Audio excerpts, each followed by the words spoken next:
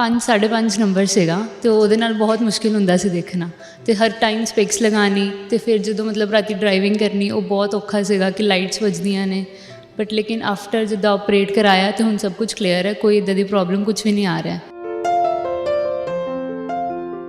ਐਨਕਾਂ ਇੱਕ ਐਸੀ ਚੀਜ਼ ਮੰਨੀ ਜਾਂਦੀ ਹੈ ਜਿਹਨੂੰ ਕਿ ਸੋਸ਼ਲ ਆਪਣੇ ਸੁਸਾਇਟੀ ਦੇ ਵਿੱਚ ਕਿਤੇ ਵੀ ਕੋਈ ਲਾਈਕ ਨਹੀਂ ਕਰਦਾ।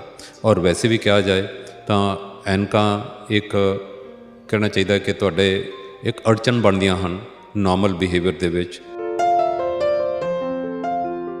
ਛੋਟੇ ਬੱਚੇ ਦੇ ਅਗਰ ਆਪਾਂ ਚੈੱਕਅਪ ਕਰਵਾਈਏ ਔਰ ਚਸ਼ਮਾ ਹੈਗਾ ਤਾਂ ਜ਼ਰੂਰ ਲਗਵਾਈਏ ਔਰ ਕਦੀ ਉਹਦੇ ਸਾਹਮਣੇ ਇਹ ਨਾ ਕਹੀਏ ਕਿ ਇਹ ਤਾਂ ਬੜੀ ਮਾੜੀ ਗੱਲ ਹੈ। ਜਦੋਂ ਬੱਚਾ 18 ਤੋਂ 19 ਸਾਲ ਦਾ ਹੋ ਜਾਵੇ ਔਰ ਨੰਬਰ ਉਹਦਾ ਸਟੇਬਲ ਹੋ ਜਾਵੇ ਔਰ ਅੱਖ ਬਿਲਕੁਲ ਠੀਕ ਹੋਵੇ ਤਾਂ ਚਸ਼ਮਾ ਉਤਾਰਿਆ ਜਾ ਸਕਦਾ ਹੈ। ਐਵੇਂ ਕਦ ਲਈ ਆਪਾਂ ਦੁਖੀ ਹੋਣਾ ਕਿ ਚਸ਼ਮਾ ਲੱਗ ਗਿਆ। ਮੇਰਾ ਬਹੁਤ ਜ਼ਿਆਦਾ ਨੰਬਰ ਵੱਧ ਗਿਆ ਸੀਗਾ, -17 18 ਤੱਕ ਪਹੁੰਚ ਗਿਆ ਸੀਗਾ ਅਤੇ ਬਹੁਤ ਡਾਕਟਰਾਂ ਨੂੰ ਮੈਂ ਦਿਖਾਇਆ, ਉਹ ਕਹਿੰਦੇ ਤੇਰਾ ਆਪਰੇਟ ਨਹੀਂ ਹੋ ਸਕਦਾ। ਮੇਰਾ ਇੱਕ ਵਾਰ ਦਿਲ ਟੁੱਟ ਗਿਆ ਕਿ ਔਖਾ ਹੋ ਜਾਂਦਾ, ਤੁਹਾਨੂੰ ਪਤਾ ਬੰਦੇ ਲਈ। ਅੱਜ ਮੈਨੂੰ 3 ਮੰਥ ਹੋ ਗਿਆ ਆਪਰੇਟ ਕਰਾਏ ਨੂੰ, ਬਹੁਤ ਵਧੀਆ ਆਈ ਸਾਈਡ ਬਣ ਗਈ ਮੇਰੀ, ਬੜੀ ਕਿਰਪਾ ਮਾਲਕ ਦੀ, ਬਹੁਤ ਸ਼ੁਕਰਗੁਜ਼ਾਰ ਹਾਂ ਮੈਂ ਡਾਕਟਰ ਸਾਹਿਬ ਦਾ। ਅੱਗੇ ਨਾਲੋਂ ਮੈਨੂੰ ਪੂਰਾ ਜਿੱਦਾਂ ਬਰਥ ਹੋਏ ਬੱਚੇ ਨੂੰ ਦਿਖਦਾ ਉਸ ਤਰ੍ਹਾਂ ਹੀ ਮੈਨੂੰ ਦਿਖਦਾ ਹੁਣ। ਵੱਡੀ ਉਮਰ ਵਿੱਚ ਵੀ ਜਦੋਂ ਲੋਕ ਕਹਿੰਦੇ ਨੇ ਕਿ ਜੀ 40 ਸਾਲ ਦੀ ਉਮਰ ਹੋ ਗਈ ਤਾਂ ਫਿਰ ਚਸ਼ਮਾ ਨਹੀਂ ਉਤਾਰਿਆ ਜਾ ਸਕਦਾ, ਨਹੀਂ, ਐਸੀ ਗੱਲ ਨਹੀਂ ਹੈ। 40 ਸਾਲ ਦੀ ਉਮਰ 'ਤੇ ਵੀ ਜਦੋਂ ਆਪਾਂ ਦੂਰ ਦਾ ਚਾਹੀਏ ਤਾਂ ਬਿਲਕੁਲ ਉਤਰ ਜਾਏਗਾ, ਸਿਰਫ ਨੇੜੇ ਦਾ ਲਗਾਉਣਾ ਪੈਂਦਾ ਹੈ। ਅਗਰ ਕੋਈ ਕਹਿੰਦਾ ਕਿ ਨੇੜੇ ਦੂਰ ਦਾ ਅਸੀਂ ਦੋਨੇ ਨਹੀਂ ਲਗਾਉਣਾ ਚਾਹੁੰਦੇ, ਉਹਦੇ ਬਾਰੇ ਵੀ ਸੋਚਿਆ ਜਾ ਸਕਦਾ ਹੈ।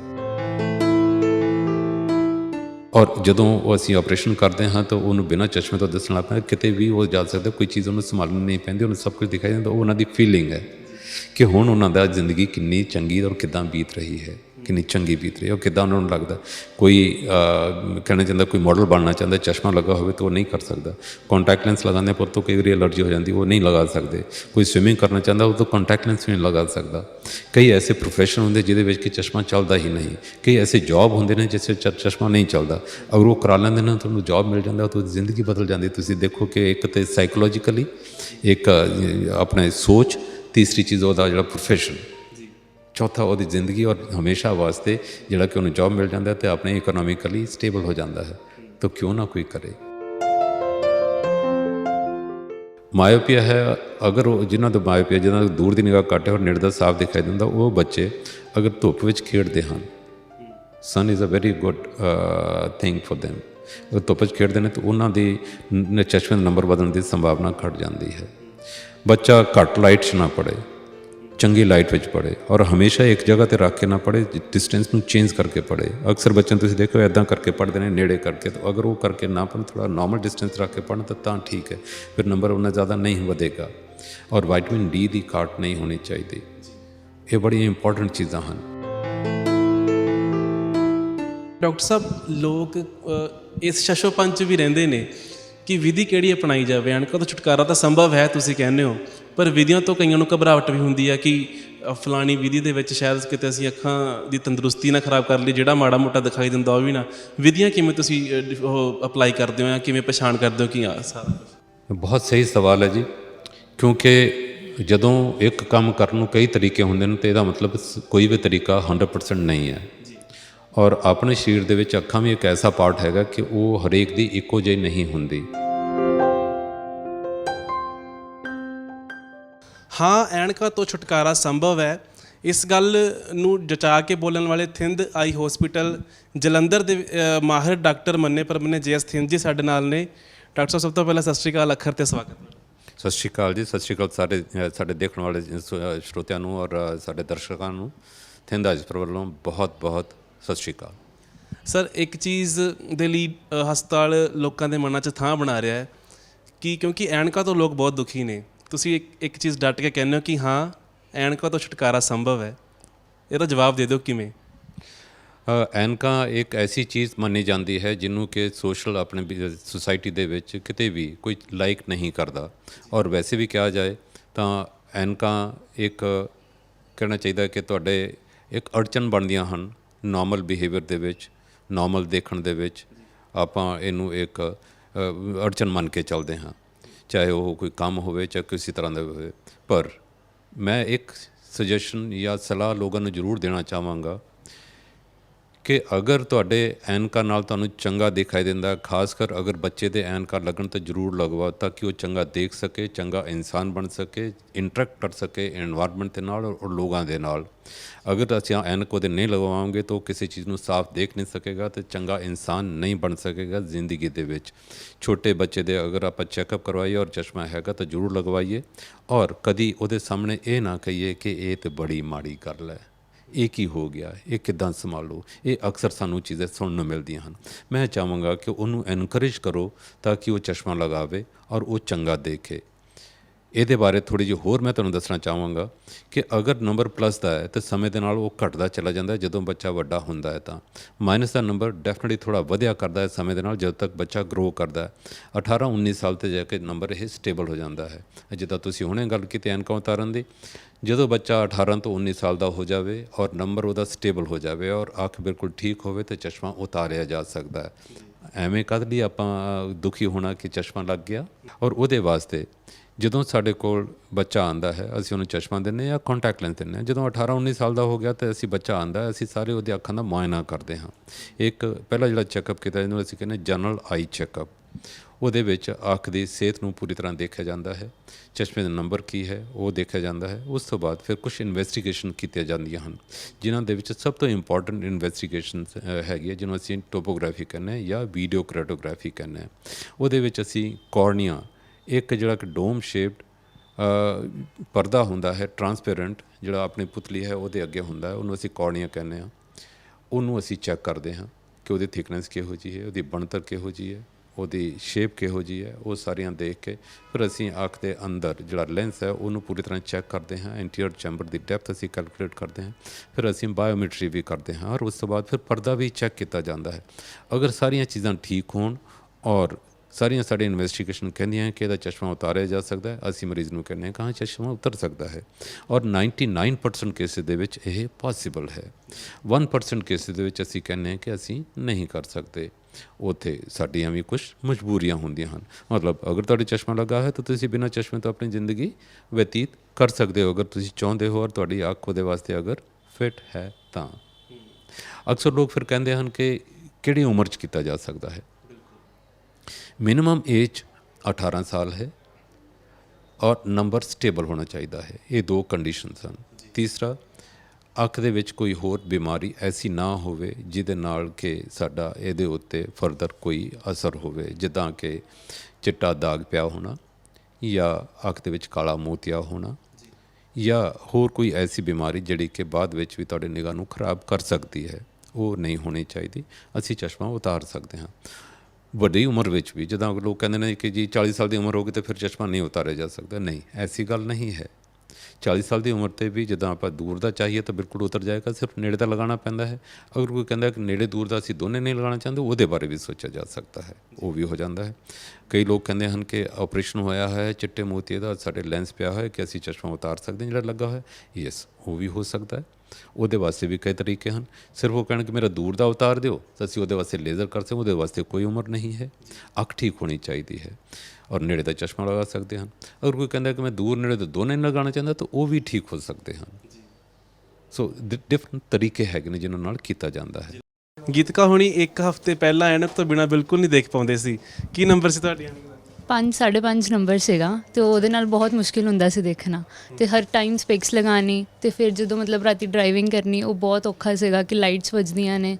ਬਟ ਲੇਕਿਨ ਆਫਟਰ ਜਿੱਦਾਂ ਆਪਰੇਟ ਕਰਾਇਆ ਅਤੇ ਹੁਣ ਸਭ ਕੁਝ ਕਲੀਅਰ ਹੈ, ਕੋਈ ਇੱਦਾਂ ਦੀ ਪ੍ਰੋਬਲਮ ਕੁਝ ਵੀ ਨਹੀਂ ਆ ਰਿਹਾ ਅਤੇ ਬਹੁਤ ਵਧੀਆ ਹੈ। ਪਹਿਲਾਂ ਤਾਂ ਸੀਗਾ ਕਿ ਸ਼ਾਇਦ ਪਤਾ ਨਹੀਂ ਕੀ ਹੋਏਗਾ, ਪਰ ਲੇਕਿਨ ਇੱਥੇ ਆਉਣ ਤੋਂ ਬਾਅਦ ਕੁਝ ਵੀ ਇੱਦਾਂ ਦਾ ਨਹੀਂ ਲੱਗਾ ਅਤੇ ਬਹੁਤ ਵਧੀਆ ਰਿਹਾ ਇੱਥੇ ਸਭ ਕੁਝ। ਅੱਛਾ, ਇਸ ਏਜ ਦੇ ਵਿੱਚ ਇੱਕ ਡਰ ਵੀ ਲੱਗਣ ਲੱਗ ਪੈਂਦਾ ਕਿ ਹਾਲੇ ਤਾਂ ਮੈਂ ਪੂਰੀ ਉਮਰ ਪਈ ਆ, ਹੁਣ ਹੀ ਮੈਨੂੰ ਮਤਲਬ ਦੇਖਣ 'ਚ ਇੰਨੀ ਪ੍ਰੋਬਲਮ ਆ ਰਹੀ, ਉਹ ਸਾਰੀਆਂ ਚਿੰਤਾਵਾਂ ਹੁੰਦੀਆਂ ਹੋਣਗੀਆਂ ਮਨ 'ਚ। ਜਦੋਂ ਆਪਰੇਟ ਹੋ ਰਿਹਾ ਸੀ ਉਦੋਂ ਸੋਚ ਰਹੇ ਸੀ ਪਤਾ ਨਹੀਂ ਕੀ ਹੋਏਗਾ, ਕਿੱਦਾਂ ਦਾ ਹੋਏਗਾ, ਪਰ ਲੇਕਿਨ ਆਫਟਰ ਦੈਟ ਬਹੁਤ ਵਧੀਆ ਸੀ, ਸਹੀ ਦਿਖ ਰਿਹਾ ਹੁਣ, ਬਿਲਕੁਲ ਕਲੀਅਰ ਵਿਜ਼ਨ ਹੈ।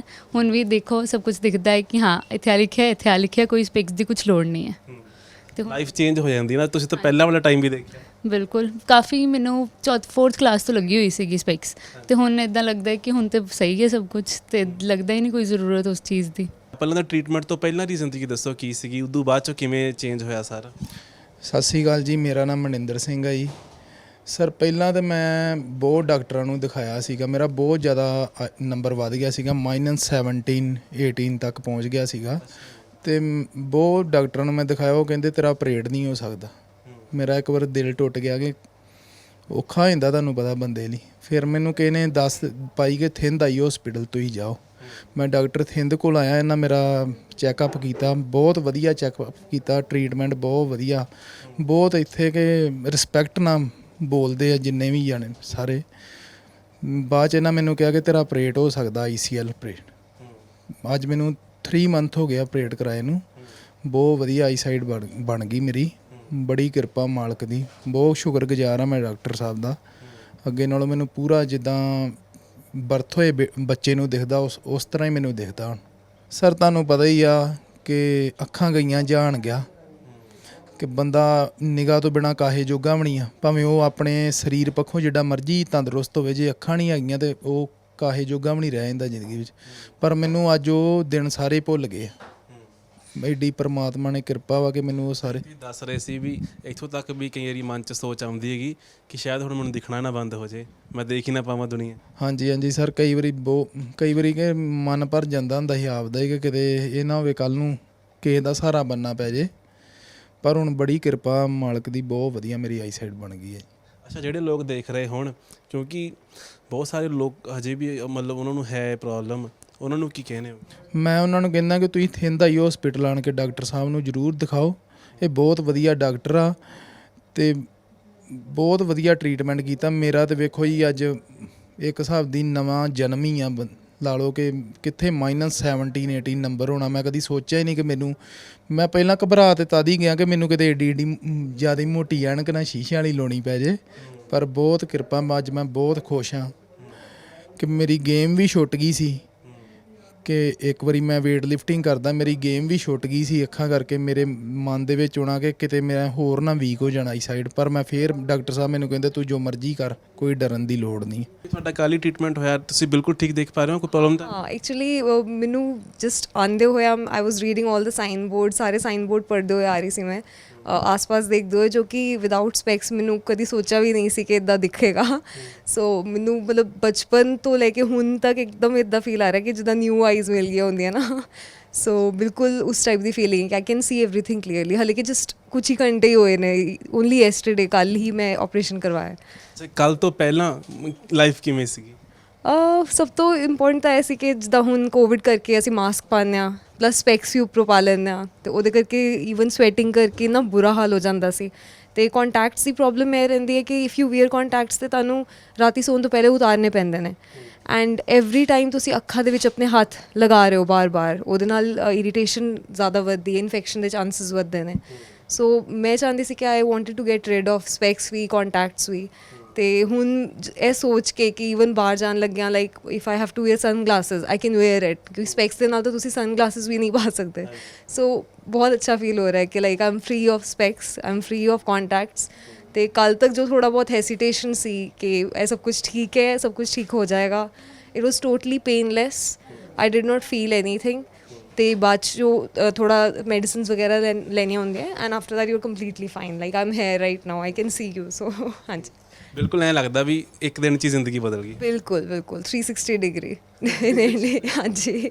ਕੁਛ ਕੁ ਉਹਨਾਂ ਲੋਕਾਂ ਨਾਲ ਵੀ ਗੱਲ ਕੀਤੀ ਜਿਨ੍ਹਾਂ ਦਾ ਤੁਸੀਂ ਇਲਾਜ ਕੀਤਾ, ਕਹਿੰਦੇ ਕਿ ਜ਼ਿੰਦਗੀ ਬਦਲ ਜਾਂਦੀ ਇੱਕੋ ਦਿਨ 'ਚ। ਪਰਸੈਪਸ਼ਨ ਚੇਂਜ ਹੋ ਜਾਂਦਾ। ਜਿੱਦਾਂ ਕੋਈ ਵੀ ਆਪਾਂ ਚਸ਼ਮਾ ਲਗਾਉਂਦੇ ਹਾਂ ਕਿ ਇਹਨਾਂ ਦੇ ਚਸ਼ਮੇ ਦਾ ਨੰਬਰ ਜ਼ਿਆਦਾ ਹੋਵੇ, ਤਾਂ ਉਹ ਸਵੇਰੇ ਉੱਠਦਾ ਹੀ ਪਹਿਲਾਂ ਕੀ ਕੰਮ ਕਰਦਾ ਹੈ, ਸਾਈਡ ਟੇਬਲ 'ਤੇ ਪਿਆ ਹੁੰਦਾ, ਚਸ਼ਮਾ ਚੁੱਕ ਕੇ ਅੱਖ ਲਗਾਉਂਦਾ, ਤਾਂ ਉਸ ਤੋਂ ਬਾਅਦ ਦੇਖਣਾ ਸ਼ੁਰੂ ਕਰਦਾ ਹੈ। ਇੱਕ ਹਿੰਡਰੈਂਸ ਹੈ।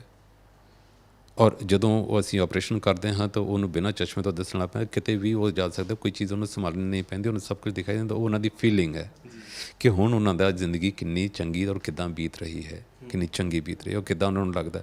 ਕੋਈ ਕਹਿਣਾ ਚਾਹੁੰਦਾ, ਕੋਈ ਮਾਡਲ ਬਣਨਾ ਚਾਹੁੰਦਾ, ਚਸ਼ਮਾ ਲੱਗਾ ਹੋਵੇ ਤਾਂ ਉਹ ਨਹੀਂ ਕਰ ਸਕਦਾ। ਕੰਟੈਕਟ ਲੈਂਸ ਲਗਾਉਂਦੇ ਪਰ ਤੋਂ ਕਈ ਵਾਰੀ ਐਲਰਜੀ ਹੋ ਜਾਂਦੀ, ਉਹ ਨਹੀਂ ਲਗਾ ਸਕਦੇ। ਕੋਈ ਸਵਿਮਿੰਗ ਕਰਨਾ ਚਾਹੁੰਦਾ, ਉਹ ਤੋਂ ਕੰਟੈਕਟ ਲੈਂਸ ਵੀ ਨਹੀਂ ਲਗਾ ਸਕਦਾ। ਕਈ ਐਸੇ ਪ੍ਰੋਫੈਸ਼ਨ ਹੁੰਦੇ ਜਿਹਦੇ ਵਿੱਚ ਕਿ ਚਸ਼ਮਾ ਚੱਲਦਾ ਹੀ ਨਹੀਂ। ਕਈ ਐਸੇ ਜੌਬ ਹੁੰਦੇ ਨੇ ਜਿਸ ਵਿੱਚ ਚਸ਼ਮਾ ਨਹੀਂ ਚੱਲਦਾ।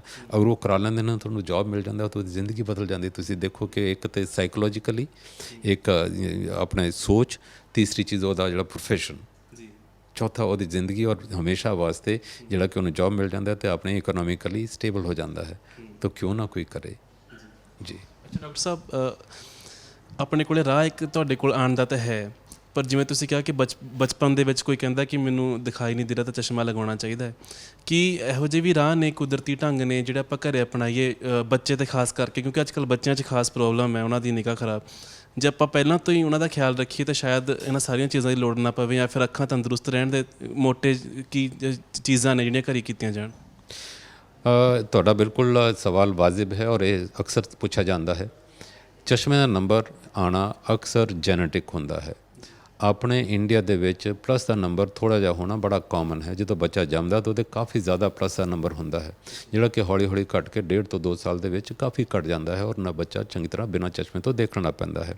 ਪਰ ਕੁਝ ਲੋਕਾਂ ਦੀ ਅੱਖ ਦੇ ਵਿੱਚ ਬਣਾਵਟ ਦੇ ਵਿੱਚ ਹੀ ਐਸਾ ਨੰਬਰ ਹੁੰਦਾ ਹੈ ਜਿਹਨੂੰ ਕਿ ਉਹ ਤੋਂ ਬਿਨਾਂ ਨਹੀਂ ਰਹਿ ਸਕਦੇ, ਜਿਹਨੂੰ ਅਸੀਂ ਕਹਿੰਦੇ ਐਸਟਿਗਮੈਟਿਜ਼ਮ ਜਾਂ ਸਿਲੰਡਰੀਕਲ ਨੰਬਰ।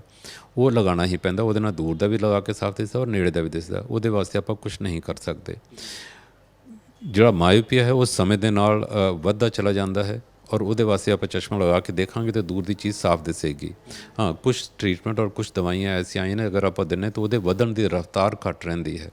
ਕੁਛ ਆਪਾਂ ਜਿਹੜਾ ਕੰਮ ਕਰਨ ਦੇ ਤਰੀਕੇ ਜਾਂ ਆਪਣਾ ਜਿਹੜਾ ਤਰੀਕਾ ਹੈ ਕੰਮ ਕਰਨ ਦਾ ਜਾਂ ਰਹਿਣ ਦਾ ਜਾਂ ਅੱਖਾਂ ਨੂੰ ਇਸਤੇਮਾਲ ਕਰਨ ਦਾ, ਉਹਨੂੰ ਚੰਗੀ ਤਰ੍ਹਾਂ ਇਸਤੇਮਾਲ ਕਰਦੇ ਹਾਂ ਤਾਂ ਵੀ ਆਪਣੇ ਨੰਬਰ ਦੇ ਵਧਣ ਦੀ ਰਫ਼ਤਾਰ ਘੱਟ ਰਹਿ ਸਕਦੀ ਹੈ। ਜਿਹਦੇ ਵਿੱਚ ਮਾਇਓਪੀਆ ਹੈ, ਅਗਰ ਉਹ ਜਿਨ੍ਹਾਂ ਦਾ ਮਾਇਓਪੀਆ, ਜਿਹਨਾਂ ਦਾ ਦੂਰ ਦੀ ਨਿਗਾਹ ਘੱਟ ਹੈ ਔਰ ਨੇੜੇ ਦਾ ਸਾਫ਼ ਦਿਖਾਈ ਦਿੰਦਾ, ਉਹ ਬੱਚੇ ਅਗਰ ਧੁੱਪ ਵਿੱਚ ਖੇਡਦੇ ਹਨ, sun is a very good thing for them।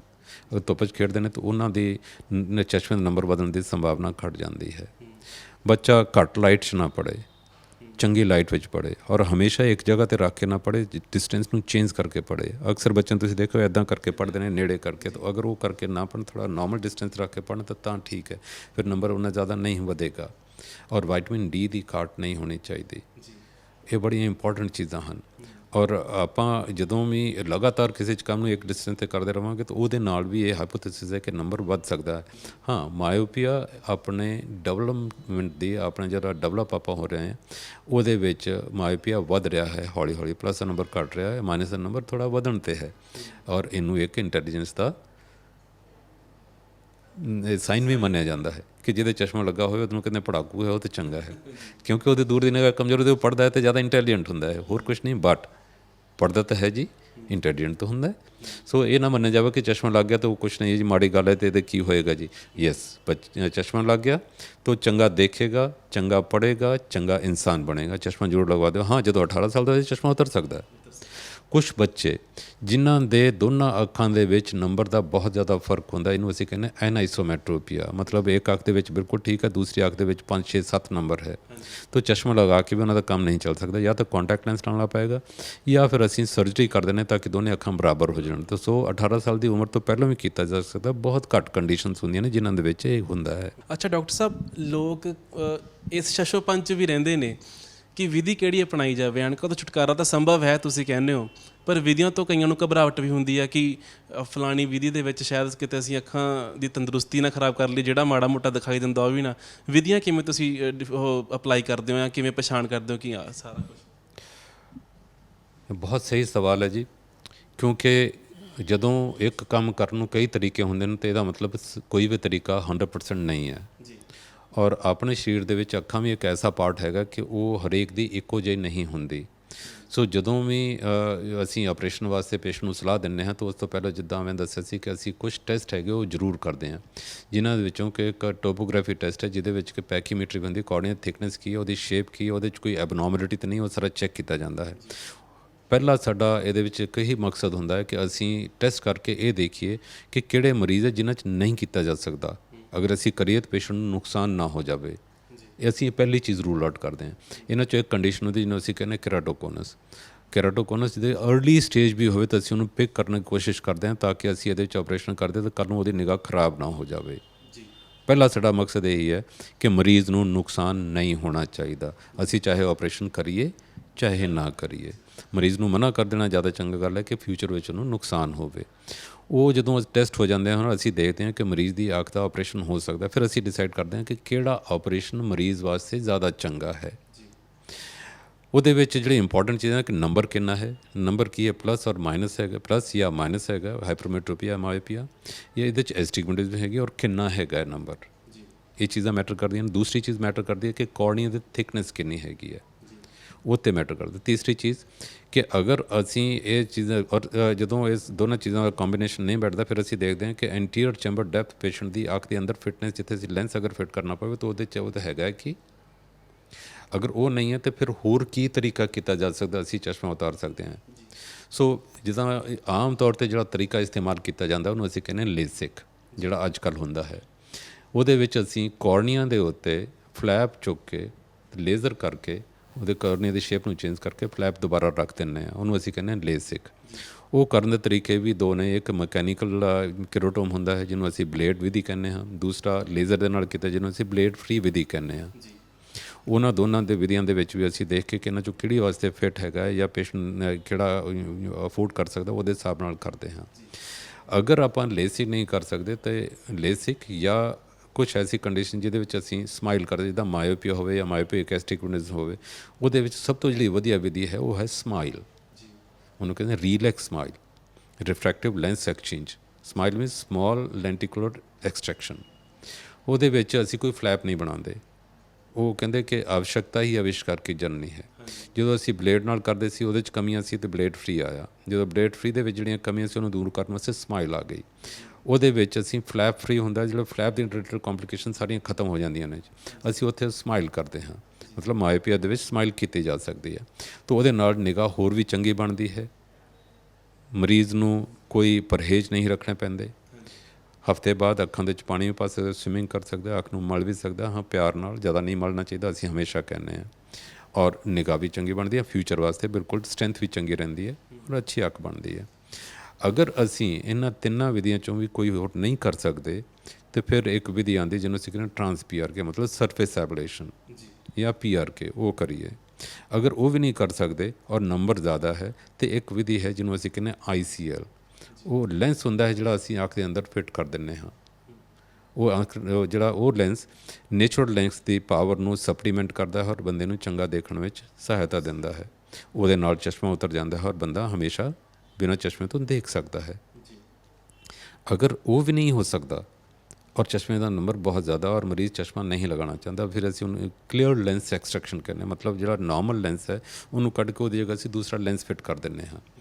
ਔਰ ਕਈ ਵਾਰੀ ਨੰਬਰ ਜ਼ਿਆਦਾ ਹੁੰਦਾ, ਉਹਦੇ 'ਚ ਅਸੀਂ ICL ਵੀ ਨਹੀਂ ਕਰ ਸਕਦੇ, ਅਸੀਂ ਲੇਜ਼ਰ ਵੀ ਨਹੀਂ ਕਰ ਸਕਦੇ। ਐਂਟੀਰੀਅਰ ਚੈਂਬਰ ਸ਼ੈਲੋ ਹੁੰਦਾ, ICL ਨਹੀਂ ਹੋ ਸਕਦਾ, ਤਾਂ ਫਿਰ ਅਸੀਂ ਕਲੀਅਰ ਲੈਂਸ ਐਕਸਟ੍ਰੈਕਸ਼ਨ ਕਰਦੇ ਹਾਂ, ਜਿਹਦੇ ਨਾਲ ਕਿ ਬੰਦਾ ਦੂਰ ਔਰ ਨੇੜੇ ਦਾ ਬਿਨਾਂ ਚਸ਼ਮੇ ਤੋਂ ਦੇਖ ਸਕਦਾ ਹਮੇਸ਼ਾ ਵਾਸਤੇ। ਔਰ ਇਹ ਤਾਂ ਲੇਜ਼ਰ ਵਿਧੀਆਂ ਜਿਹੜੇ ਕਿ ਯੰਗ ਲੋਕਾਂ ਵਾਸਤੇ, ਸਾਰਿਆਂ ਵਾਸਤੇ ਹੋ ਗਈਆਂ, ਜਾਂ ਕਿਸੇ ਵੀ ਉਮਰ ਦਾ ਕਰਾ ਸਕਦਾ ਹੈ। ਅਕਸਰ ਕਈ ਲੋਕ 40 ਸਾਲ ਦੀ ਉਮਰ ਤੋਂ ਬਾਅਦ ਆਉਂਦੇ ਹਨ ਕਿ ਮੇਰਾ ਕੀ ਚਸ਼ਮਾ ਉਤਰ ਸਕਦਾ ਹੈ, ਮੈਨੂੰ ਤਾਂ ਨੇੜੇ ਦਾ ਲਗਾਉਣਾ ਪੈਂਦਾ, ਮੈਂ ਕੀ ਕਰਾਂ ਜੀ। ਉਹਦੇ ਵਾਸਤੇ ਵੀ ਵਿਧੀ ਆ ਗਈ ਹੈ। ਅਗਰ ਅੱਖ ਫਿੱਟ ਹੋਵੇ ਤਾਂ ਅਸੀਂ ਮਲਟੀਫੋਕਲ ICL, ਜਿਹੜਾ ਕਿ ਅੰਦਰ ਲੈਂਸ ਫਿੱਟ ਕਰਦਾ, ਉਹ ਮਲਟੀਫੋਕਲ ਆਉਂਦੇ ਨੇ, ਅਸੀਂ ਉਹ ਫਿੱਟ ਕਰ ਦੇਣਾ, ਬੰਦਾ ਦੂਰ ਔਰ ਨੇੜੇ ਦਾ ਬਿਨਾਂ ਚਸ਼ਮੇ ਤੋਂ ਦੇਖ ਸਕਦਾ ਹੈ। ਫਿਰ ਉਸ ਤੋਂ ਬਾਅਦ ਕਈ ਲੋਕਾਂ ਨੇ ਪਹਿਲਾਂ ਆਪਰੇਸ਼ਨ ਕਰਵਾਏ ਹੁੰਦੇ ਹਨ ਅਤੇ ਉਹਨਾਂ ਦਾ ਕਈ ਵਾਰੀ ਕਿਉਂਕਿ ਵਿਧੀਆਂ ਇੰਨੀਆਂ ਅੱਛੀਆਂ ਨਹੀਂ ਸੀ ਹੁੰਦੀਆਂ ਤਾਂ ਉਹਨਾਂ ਦੇ ਚਸ਼ਮਾ ਲੱਗਾ ਹੁੰਦਾ। ਉਹ ਕਹਿੰਦੇ ਨੇ ਕਿ ਅਸੀਂ ਪਹਿਲਾਂ ਚਿੱਟੇ ਮੂੰਹ ਦਾ ਆਪਰੇਸ਼ਨ ਕਰਾਇਆ ਹੋਇਆ ਅਤੇ ਸਾਡੇ ਹੁਣ ਫਿਰ ਚਸ਼ਮਾ ਵੀ ਲੱਗਦਾ ਹੈ, ਅਸੀਂ ਚਾਹੁੰਦੇ ਹਾਂ ਡਾਕਟਰ ਸਾਹਿਬ ਕਿ ਬਿਨਾਂ ਚਸ਼ਮੇ ਤੋਂ ਦੇਖ ਸਕੀਏ। ਉਹਦੀ ਅੱਖ ਦੀ ਅਸੀਂ ਤੰਦਰੁਸਤੀ ਦੇਖ ਕੇ ਅਗਰ ਸਭ ਕੁਝ ਠੀਕ ਹੋਵੇ ਤਾਂ ਉਹਦੇ ਵਿੱਚ ਵੀ ਚਸ਼ਮਾ ਉਤਾਰਿਆ ਜਾ ਸਕਦਾ ਹੈ। ਉਹਦੇ ਵਿੱਚ ਅਸੀਂ ਮਲਟੀਫੋਕਲ ਲੈਂਸ ਇੰਪਲਾਂਟ ਕਰਦੇ ਹਾਂ, ਜਿਨ੍ਹਾਂ ਦੇ ਨੇੜੇ ਦੂਰ ਦਾ ਦੋਨੇ ਦੇਖਣਾ ਚਾਹਵੇ, ਜਾਂ ਨੰਬਰ ਜ਼ਿਆਦਾ ਹੋਵੇ ਤਾਂ ਅਸੀਂ ਲੈਂਸ ਫਿੱਟ ਕਰ ਦਿੰਦੇ ਹਾਂ। ਜਾਂ ਕਈ ਵਾਰੀ ਪੇਸ਼ੈਂਟ ਕਹਿੰਦਾ ਜੀ ਮੇਰਾ ਦੂਰ ਦਾ ਤਾਂ ਠੀਕ ਹੋ ਜਾਏ, ਮੈਂ ਨੇੜੇ ਦੀ ਐਨਕ ਲਗਾਉਣਾ, ਤਾਂ ਉਹਦੇ ਵਾਸਤੇ ਅਸੀਂ ਲੇਜ਼ਰ ਵਿਧੀ ਨਾਲ ਦੂਰ ਦਾ ਨੰਬਰ ਠੀਕ ਕਰ ਦੇਣਾ, ਨੇੜੇ ਦਾ ਦੇਖ ਸਕਦਾ। ਮਤਲਬ 18 ਸਾਲ ਤੋਂ ਬਾਅਦ ਕੋਈ ਐਸੀ ਉਮਰ ਨਹੀਂ ਜਿਹਦੇ ਵਿੱਚ ਅਸੀਂ ਆਪਰੇਸ਼ਨ ਨਾ ਕਰ ਸਕੀਏ, ਅਗਰ ਅੱਖ ਦੀ ਸਿਹਤ ਠੀਕ ਹੈ। ਅਗਰ ਅੱਖ ਦੀ ਸਿਹਤ ਠੀਕ ਨਹੀਂ ਹੈ ਜੀ, ਨਹੀਂ ਹੋ ਸਕਦਾ, ਤਾਂ ਅਸੀਂ ਸਾਫ਼ ਹੀ ਨਾ ਕਰਨਾ ਜੀ। ਫਿਰ ਤਾਂ ਬੰਦਾ ਚਸ਼ਮਾ ਲਗਾਏਗਾ ਜਾਂ ਕੰਟੈਕਟ ਲਗਾਏਗਾ, ਉਹਦੇ ਨਾਲ ਖੁਸ਼ ਰਹੇਗਾ। ਮਤਲਬ 99% ਪੇਸ਼ੈਂਟ ਦੇ ਵਿੱਚ ਅਸੀਂ ਬਿਨਾਂ ਚਸ਼ਮੇ ਤੋਂ ਮਰੀਜ਼ ਨੂੰ ਜ਼ਿੰਦਗੀ ਦੇ ਸਕਦੇ। ਡਾਕਟਰ ਸਾਹਿਬ, ਜਿਨ੍ਹਾਂ ਨੂੰ ਤੁਸੀਂ ਹਾਂ ਕਰ ਦਿੰਦੇ ਹੋ ਕਿ ਹਾਂ ਤੇਰਾ ਇਲਾਜ ਅਸੀਂ ਕਰਾਂਗੇ, ਸਕਸੈਸ ਰੇਟ ਕੀ ਰਹਿੰਦਾ ਉਹਦਾ? ਬੜਾ ਸਹੀ ਸਵਾਲ ਤੁਸੀਂ ਕੀਤਾ ਹੈ ਜੀ। ਆਪਾਂ ਕਿਸੇ ਵੀ ਕੰਮ ਨੂੰ ਕਰਦੇ ਹਾਂ ਤਾਂ ਸਕਸੈਸ ਰੇਟ ਮੈਂ 100% ਨਹੀਂ ਕਹਿ ਸਕਦਾ। ਅਗਰ ਮੈਂ ਕਹਾਂਗਾ 100% ਤਾਂ ਉਹ ਗਲਤ ਹੈ। ਸਰਜਰੀ ਤਾਂ ਆਫਟਰ ਆਲ ਸਰਜਰੀ ਹੈ, ਰਿਸਕ ਤਾਂ ਹੁੰਦੇ ਹੀ ਹਨ, ਪਰ ਅਸੀਂ ਹਮੇਸ਼ਾ ਕੈਲਕੂਲੇਟਡ ਰਿਸਕ ਲੈਂਦੇ ਹਾਂ। ਮਰੀਜ਼ ਕਹਿੰਦਾ ਹੈ, ਫਿਰ ਅਸੀਂ ਕੈਲਕੂਲੇਟਰ ਉਹਨਾਂ ਨੂੰ ਦੱਸ ਕੇ ਤਾਂ ਫਿਰ ਕੈਲਕੂਲੇਟਡ ਰਿਸਕ ਅਸੀਂ ਲੈਂਦੇ ਹਾਂ। ਇੰਨਾ ਸੇਫ ਹੈ ਇਹ ਆਪਰੇਸ਼ਨ ਕਿ ਜਿਹੜਾ ਬੰਦਾ ਚਸ਼ਮੇ ਨਾਲ ਪੂਰਾ ਦੇਖ ਸਕਦਾ ਹੈ, ਮਤਲਬ ਉਹਦੀ ਅੱਖ ਤਾਂ ਠੀਕ ਹੈ, ਆਮ ਤੌਰ ਤੇ ਤੁਸੀਂ ਦੇਖਿਆ ਹੋਵੇਗਾ ਆਪਰੇਸ਼ਨ ਹਮੇਸ਼ਾ ਡਿਜ਼ੀਜ਼ ਪਾਰਟ ਤੇ ਕੀਤਾ ਜਾਂਦਾ ਹੈ, ਬਿਮਾਰੀ ਵਾਸਤੇ ਕੀਤਾ ਜਾਂਦਾ ਹੈ। ਹਮੇਸ਼ਾ ਆਪਰੇਸ਼ਨ ਬਿਮਾਰੀ ਵਾਸਤੇ ਕੀਤਾ ਜਾਂਦਾ, ਕਿਸੇ ਕੋਈ ਟਿਊਮਰ ਹੋ ਗਿਆ, ਕਿਸੇ ਦੇ ਕੁਛ ਹੋ ਗਿਆ ਤਾਂ ਉਹਦੇ ਵਾਸਤੇ ਆਪਰੇਸ਼ਨ ਕੀਤਾ ਜਾਂਦਾ ਹੈ। ਇਹ ਆਪਰੇਸ਼ਨ ਇੱਕ ਐਸਾ ਹੈ ਜਿਹੜਾ ਕਿ ਬਿਲਕੁਲ ਨਾਰਮਲ ਅੱਖ ਦੇ ਉੱਤੇ ਜਿਹੜੀ ਕਿ ਦੇਖ ਰਹੀ ਹੈ, ਚਾਹੇ ਚਸ਼ਮੇ ਨਾਲ ਦੇਖ ਰਹੀ, ਉਹਦੇ ਉੱਤੇ ਕੀਤਾ ਜਾਂਦਾ ਹੈ ਔਰ ਦੋਨਾਂ ਅੱਖਾਂ ਨਾਲ ਇਕੱਠੇ ਕੀਤਾ ਜਾਂਦਾ, ਇੰਨਾ ਸੇਫ ਹੈ। ਮੈਂ ਇਹ ਫਿਰ ਵੀ ਇਹ ਨਹੀਂ ਕਹੂੰਗਾ 100%, ਕਿਉਂਕਿ ਜਦੋਂ ਆਪਰੇਸ਼ਨ ਕਰਨਾ ਕੁਛ ਨਾ ਕੁਛ ਤੇ ਕਿਤੇ ਨਾ ਕਿਤੇ ਕੁਛ ਹੋ ਸਕਦਾ, but this is the safest operation that is being done on human body, that is what I can say. And if you are in experience hand, ਤੁਸੀਂ ਐਕਸਪੀਰੀਅੰਸ ਹੈਂਡ ਦੇ ਵਿੱਚ ਹੈਗੇ ਹੋ ਤੇ ਫਿਰ ਤਾਂ ਬਹੁਤ ਹੀ ਸੇਫ ਹੈ ਜੀ। ਡਾਕਟਰ ਸਾਹਿਬ ਤੁਹਾਡੇ ਕੋਲ ਆਖਰੀ ਸਵਾਲ, ਤੁਹਾਡਾ ਲੰਮਾ ਤਜਰਬਾ ਹੈ, ਤੁਸੀਂ ਸੇਵਾ ਨਿਭਾ ਰਹੇ ਹੋ, ਕੀ ਪੰਜਾਬੀ ਅੱਖਾਂ ਦੀ ਸੰਭਾਲ ਦੇ ਲਈ ਸੁਹਿਰਦ ਨੇ? ਆਪਾਂ ਕਹੀਏ ਕਿ ਪੰਜਾਬੀ ਵੀ ਇਸੇ ਇੱਕ ਸੁਸਾਇਟੀ ਦਾ, ਜਿਹੜੀ ਵਰਲਡ ਸੁਸਾਇਟੀ ਉਹਦੇ ਵਿੱਚ ਰਹਿੰਦੇ ਨੇ ਜੀ, ਔਰ ਬੜੇ ਸੁਹਿਰਦ ਹੈਗੇ। ਹਾਂ, ਠੀਕ ਤਰ੍ਹਾਂ ਆਪਣੇ ਅੱਜ ਕੱਲ੍ਹ ਮੈਂ ਦੇਖਿਆ ਕਿ ਸਭ ਲੋਕ ਹੀ ਬੜੇ ਜਾਗਰੂਕ ਹਨ, ਪੰਜਾਬੀ ਵੀ, ਬਾਕੀ ਲੋਕ ਵੀ, ਪਰ ਪੰਜਾਬੀ ਵੀ ਖਾਸ ਕਰ, ਕਿਉਂ ਆਪਣੇ ਪੰਜਾਬ ਦੇ ਵਿੱਚ ਐਫਲੂਐਂਸ ਹੋਣ ਦਾ ਕਰਕੇ ਉਹ ਬੜੀ ਛੇਤੀ ਡਾਕਟਰ ਕੋਲ ਆਉਂਦੇ ਨੇ ਔਰ ਆਪਣਾ ਚੈੱਕਅਪ ਕਰਵਾਉਂਦੇ ਨੇ ਔਰ ਕਹਿੰਦੇ ਨੇ ਕਿ ਮੈਂ ਬਿਨਾਂ ਚਸ਼ਮੇ ਤੋਂ ਹੋ ਜਾਵਾਂ, ਤਾਂ ਪਹਿਲਾਂ ਵੀ ਪੁੱਛਣ ਲੱਗ ਪੈਂਦੇ ਨੇ, ਪਰ ਹਾਂ ਜਦੋਂ ਇੱਕ ਉਮਰ ਆਉਂਦੀ ਹੈ ਤਾਂ ਉਦੋਂ ਆ ਕੇ ਕਰਵਾਉਂਦੇ ਨੇ। ਉਹ ਸੱਚੀ ਜਾਗਰੂਕ ਹਨ। ਮੈਂ ਕਹੂੰਗਾ ਕਿ ਪੰਜਾਬੀ ਸਾਡੀ ਕਮਿਊਨਿਟੀ ਬਹੁਤ ਜਾਗਰੂਕ ਹੈ ਇਸ ਉਹਦੇ ਵਾਸਤੇ ਕਿ ਸਾਡੀਆਂ ਅੱਖਾਂ ਠੀਕ ਰਹਿਣ ਜੀ। ਬਹੁਤ ਬਹੁਤ ਧੰਨਵਾਦ ਸਰ, ਤੁਸੀਂ ਗੱਲਬਾਤ ਕੀਤੀ। ਧੰਨਵਾਦ। So doctor ਜੇ.ਐਸ. ਥਿੰਦ ਹੋਰਾਂ ਨਾਲ ਗੱਲਬਾਤ ਕਰ ਰਹੇ ਸੀਗੇ, ਪੇਸ਼ੈਂਟਸ ਨਾਲ ਵੀ ਗੱਲਬਾਤ ਕੀਤੀ ਤੇ ਜਵਾਬ ਉਹ ਹੈ ਕਿ ਹਾਂ, ਐਨਕਾਂ ਤੋਂ ਛੁਟਕਾਰਾ ਸੰਭਵ ਹੈ। ਤੁਸੀਂ ਥਿੰਦ ਹਸਪੀਟਲ ਆਓ ਤੇ ਆਪਣੀਆਂ ਅੱਖਾਂ ਬਾਰੇ ਜਾਂਚ ਕਰਾਓ ਤੇ ਐਨਕਾਂ ਤੋਂ ਤੁਸੀਂ ਵੀ ਛੁਟਕਾਰਾ ਪਾ ਸਕਦੇ ਹੋ। ਆਪਣੇ ਸਹਿਯੋਗੀ ਰਵੀ ਸ਼ੰਕਰ ਦੇ ਨਾਲ ਕਰਨ ਸ਼ਰਮਾ, ਅੱਖਰ ਦੇ ਲਈ।